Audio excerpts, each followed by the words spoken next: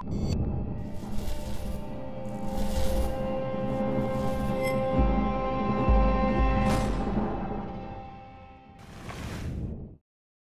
with me, I have Emily Hogue. Emily, you are the director here at the Salato Wildlife Education Center. That's right. So what a fantastic place to bring a kid or a family. That's true. We pride ourselves on having stuff all the time going on for kids and for families. Today, the first 50 kids got a special stuffed animal. So yeah, every day there's something new and exciting to check out. So yeah, bring kids, families, hey, anybody. And if you're a teacher or an educator, yes, what a great place to bring kids on a field trip.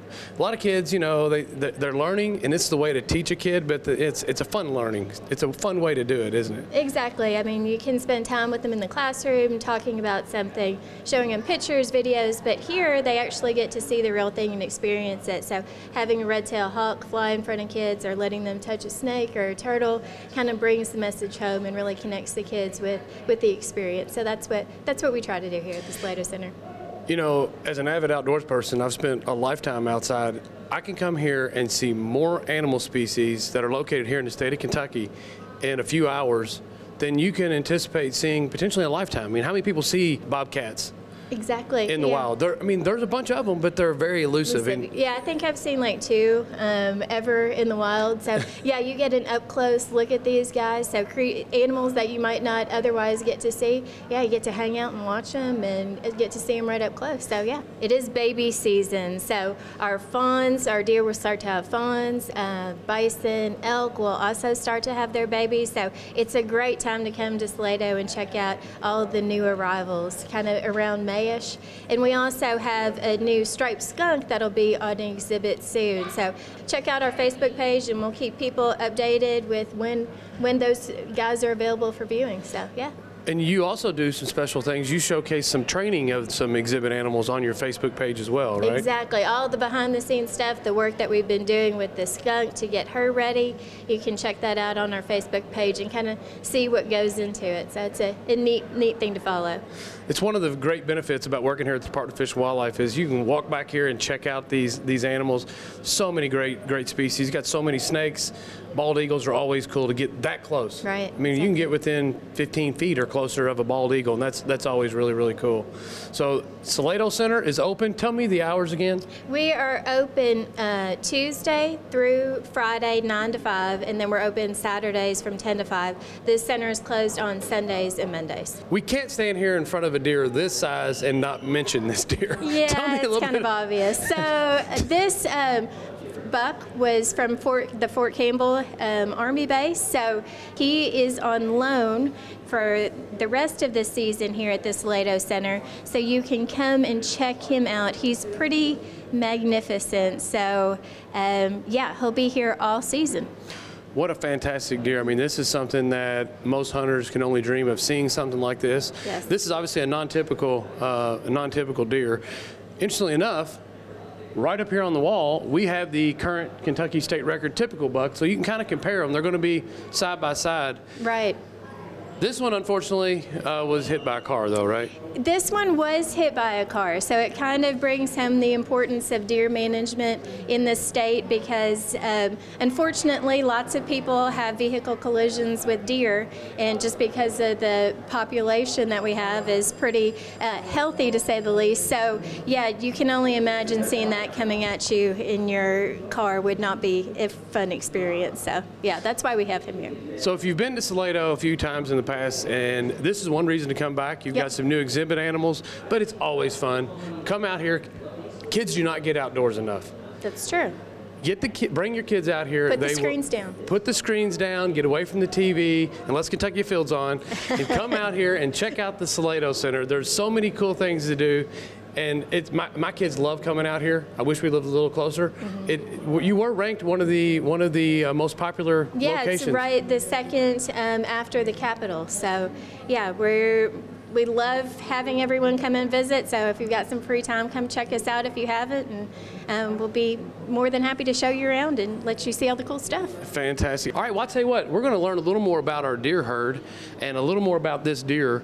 I'm going to bring in Gabe Jenkins, who is our deer and elk program coordinator. Gabe, how you doing? I'm doing well, Chad. Thanks for having me. Good to see you again. Last time you and I were together, we were flying elk through the skies and transporting them. Right, just a couple weeks ago, we were in the snow and catching elk, and so it was fast forward. Now we're in here today. Spring is about here, and with spring comes new grass shoots. Right.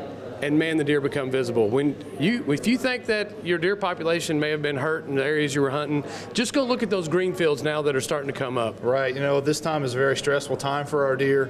They've literally had nothing to eat. They're being eaten twigs and sticks, and now we get that flush of green grass. They're really excited. I mean, deer, turkey, all your wildlife are out right now. Very thankful spring is starting to pop out, and it's good for all of our wildlife. Tell me a little bit about this deer. Right, yeah, so phenomenal deer, as you can see, as hunters, as just wildlife enthusiasts, being able to appreciate this animal for what it is. The cream of the crop, the most mature animal you can ask for. I mean, this deer is at least 7 to 10 years old in the prime age production. In some of the best habitat we have in the state. So really, it's a testament of what we offer here in Kentucky, our management style. And this deer, if it was harvested by a hunter, it would rank in our top 5 biggest non-typicals ever taken. So it is a phenomenal animal. Talk a little bit about the deer that we are taking from the state of Kentucky. I know that we do track Boone and Crockett and Pope and Young animals throughout the state. How do those numbers look? Right. So, traditionally, Boone and Crockett big deer came from the western part of the state. In the last decade, we've really exploded in Boone and Crockett quality animals. And people call me all the time, where can I go shoot a big deer? And traditionally, our response was Western Kentucky, the western coal fields. Now it's anywhere in the state. These guys are popping up everywhere. And it's really cool that we've got a very strong, balanced herd, good health, and also a good age structure on the landscape. Well, and that's a testament to a couple things. First off, obviously it's a little bit controversial. Some people don't like the 1 buck, but if you like to hunt trophies and you want to take a doe and you're a meat hunter and the opportunities to get out and take a doe are there and take that 1 buck, that's what allows these deer to get 9, 10 years old. Right. I mean, there's a lot of factors to get to something like this. I mean, it's age, it's genetics, it's nutrition, it's just being able to survive this long. So, not every deer has this potential. We're all not going to be NFL quarterbacks, and so it's the same with deer. Is that we've not been blessed with those genetics. So that's part of that. But there are other factors that play into it to get an animal like this, and they're rare. I mean, they're a Boone and Crockett animal. They're unique, and to think, we'll harvest one of these every 10, 15 years. It's not quite a unicorn, but it's close. Yes, it's very close, very close. Well, it's interesting because this is a really nice deer, and like I say, we're talking about Western Kentucky, but the state record typical came from Northern Kentucky. Correct.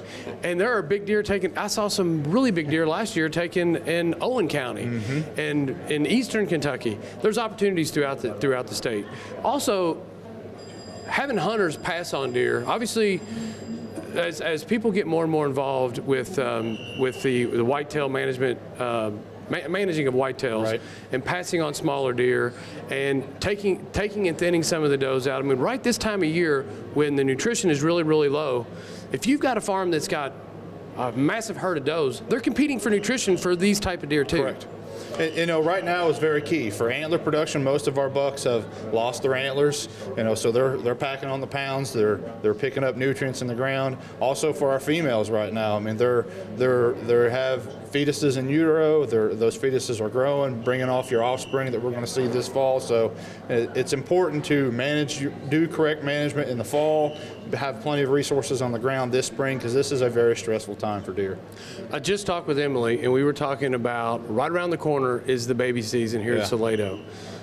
Talk a little bit about baby season throughout the state of Kentucky. When these deer fawns start hitting the ground, people are going to be calling. People are going to be worried that this fawn's been abandoned. Tell me a little bit about that, because if you pick up a deer you have pretty much signed its death sentence, haven't you? For sure. I mean, if you pick up that deer and you remove it away from the spot you found it, you essentially have created its death sentence. So, natural behavior for a doe and fawn is that doe will take and place those fawns somewhere that she feels is safe. And then she's going to leave and wander off. And so as people, we wander around and find a fawn laying there, it's its natural behavior to lay there and hide. It's very cryptic in nature. And leave it alone. If you do happen to pick one up, take it back and put it back the place that you found it. Mom will come back to it. She's not abandoning that deer. If this here is motivating you to get into hunting, which don't think you're going to get one of these your first trip out, because I've never seen a deer this size. Spent a lot of time in the woods. But if you're interested in getting into hunting, we do have some programs here at the Department of Fish and Wildlife. So I want to bring in a gentleman here. Thank you a lot. Thank you, Gabe. I appreciate you.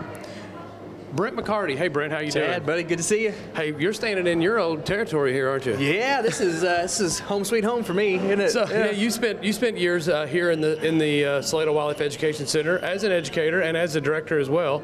But you've moved on to a new position, which is a really interesting job, totally different than what you were doing before. Right. You are now the program manager for R3. That's correct. Yep. So R3, what in the world does R3 mean? R3, recruitment, retention, and reactivation of hunters, anglers, and shooters. So pretty much what we're after is to teach you how to hunt, teach you how to fish, or teach you how to shoot. That's what we're after. Re-engage you if you once did it and you're like, man, I don't know why I got away. Life got busy. Had kids, went to school. Whatever that reason may be, because we know that a lot of times there are lapses from people that have been really involved in hunting or fishing, but for whatever reason, a family illness, a child, you're at college and you don't have a place to go, you sometimes lapse, and we try to get you back in and show you, hey, don't miss out on it of a lifetime. 1 or 2 years away from it may turn into 10, and you're trying to help re-engage that individual and get them back in. Right, absolutely. Or our retention part of things is you're hunting or you're fishing right now or you're shooting right now.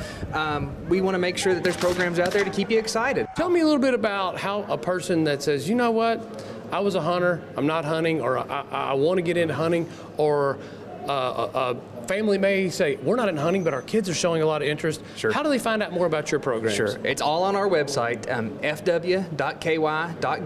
Okay. That's the Fish and Wildlife website, or they can call the 1-800 number, 800-858-1549. Okay. I always tell people sometimes the easiest way to find what you're looking for, though, is to Google it, right? Oh, yeah. You get online, you Google Kentucky, learn to hunt, learn to fish, learn to shoot. Okay. It'll pop up with our page. Well, thank you so much. Absolutely. Thank you, Chad. Thanks for having me. Well, you can tell we're really excited about spring being right around the corner here at Fish and Wildlife. We got tons of opportunities. If you just want to get out of the house and you're on the couch and the rain is keeping you in, come out here to the Salato Wildlife Education Center. Salato, I hear it pronounced a million ways. It is Salato Wildlife Education Center. Check out this deer, check out some of the exhibit animals, and if you're interested in getting involved in hunting and fishing, please go to the department's website. There are tons of opportunities out there to assist you.